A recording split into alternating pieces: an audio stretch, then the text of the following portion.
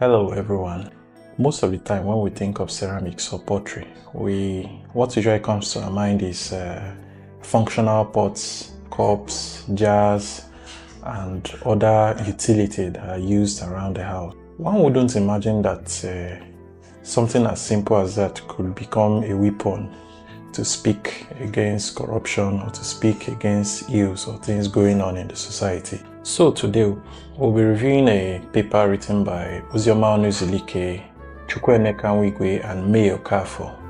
This paper is titled Ceramics as a Medium for Social Commentary in Nigeria. It was published in 2013. From the natural synthesis ideology of the Zaria Art Society to the chaotic politics of the post-independence era, we'll see how artists like Demas, Nwoko, and Chris Echeta make use of satire to expose the greed of the elite. We'll look at how they use symbols like agbada to talk about themes of gluttony, and how they depict politicians not as leaders but as vultures and chimpanzees. These animals are fighting, struggling over the national cake. So stay tuned as we uncover how the kiln became a courtroom for Nigerian political history. You know, when we think of art, we often picture something quiet, hanging on a museum wall. But what if art wasn't quiet at all? What if it was a weapon? What if a simple piece of pottery, something made from the earth, could carry the entire weight of a nation's conscience? Well, today, we're diving into the incredible, powerful story of protest ceramics in post-independence Nigeria. So let's just ask it straight up. Can a humble lump of clay really do all that? In post-independence Nigeria, a whole generation of artists answered that question with a resounding yes, turning simple pottery into some of the most powerful protest art you'll ever see. Okay, just look at this piece. It's by an artist named Chris Afuba, and he titled it simply Politician. The face is just a mask of pure cunning and deceit. This is not just a sculpture, right? It's a full-blown statement. And this is the whole idea in a nutshell. In post-independence Nigeria, clay became this raw, powerful medium for political protest. This piece right here shows you just how incredibly potent it could be. Now, this whole idea of art being a weapon, it's not exactly new. It's part of a huge global tradition. I mean, think about Picasso's famous painting Guernica. It's this searing, unforgettable scream against the brutality of war. Artists have always used their work to comment on the world and to challenge it.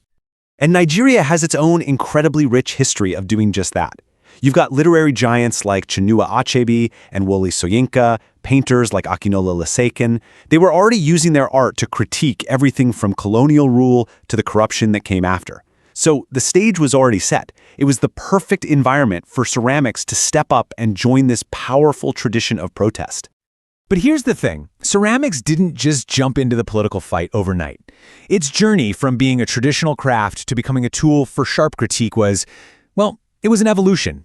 It was a necessary shift away from its colonial era focus, which was pretty much just about technique. And you can really see that shift right here on this timeline. In the 1950s, under colonial rule, pottery was all about technique and materials. But then, boom, 1960, Nigeria gains independence. All of a sudden, groups like the Zaria Art Society start asking, okay, who are we now? What is our new Nigerian identity? And that leads us straight to the mid-60s, where a pioneer named Demas Nwoko begins creating the very first terracotta sculptures that are explicitly, undeniably political. And we have to talk about Demas Nwoko. He is the central figure at the start of this transformation. He was the one who looked at fired clay and didn't just see a pot or a vase. He saw a medium for making powerful, unflinching statements about his world. What's so amazing is you can actually see his critical eye developing.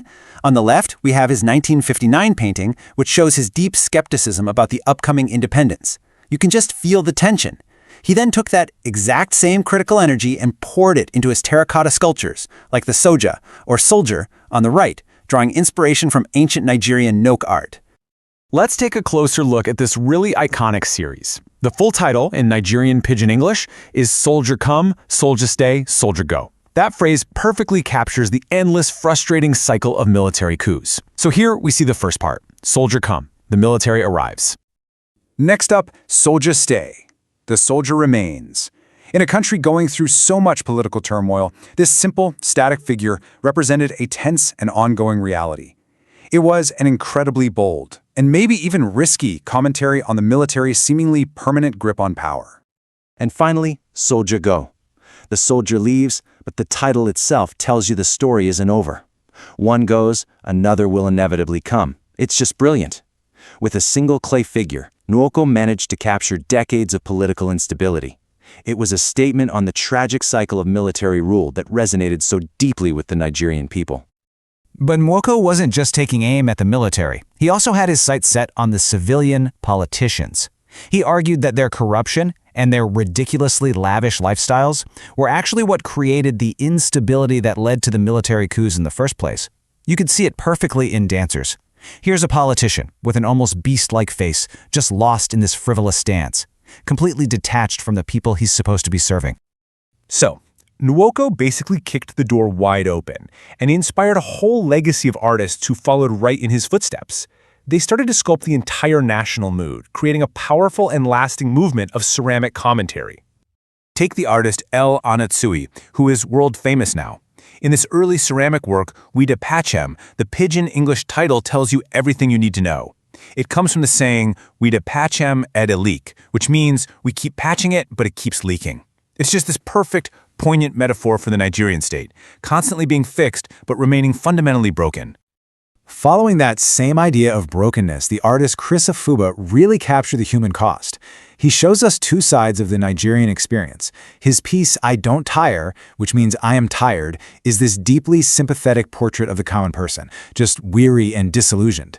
And then he gives us Politician, again, that twisted, deceitful face, ready to grab his piece of the national cake.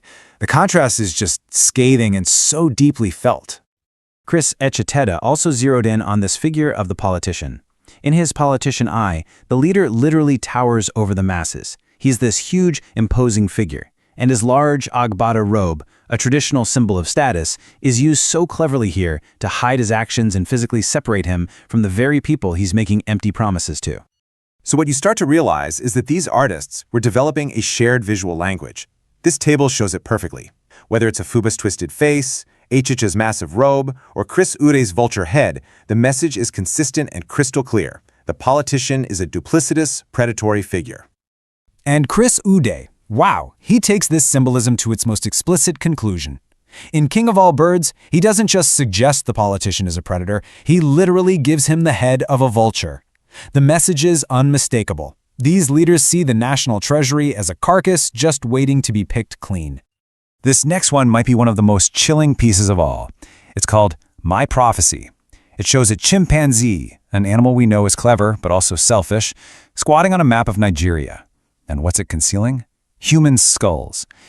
It's just this dark, damning statement about the hidden crimes and the deadly consequences of the political elite's greed. So, when you look back at this incredible body of work, what you see is the enduring power of clay.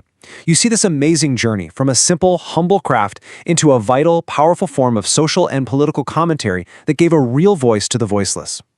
So, what are the big takeaways here? Well, these Nigerian ceramic artists completely transformed clay into a tool for social critique. They satirized corrupt politicians, military rule, and all kinds of abuse of power. Their work gave a voice to the suffering and disillusionment of the common person. And, so crucially, they created a unique artistic language to do it, using local symbols and pidgin English to speak their truth to power. You know, we started by asking if clay could speak truth to power. I think the answer is pretty clear. So the real question that's left for us is this: what stories are the objects around you trying to tell?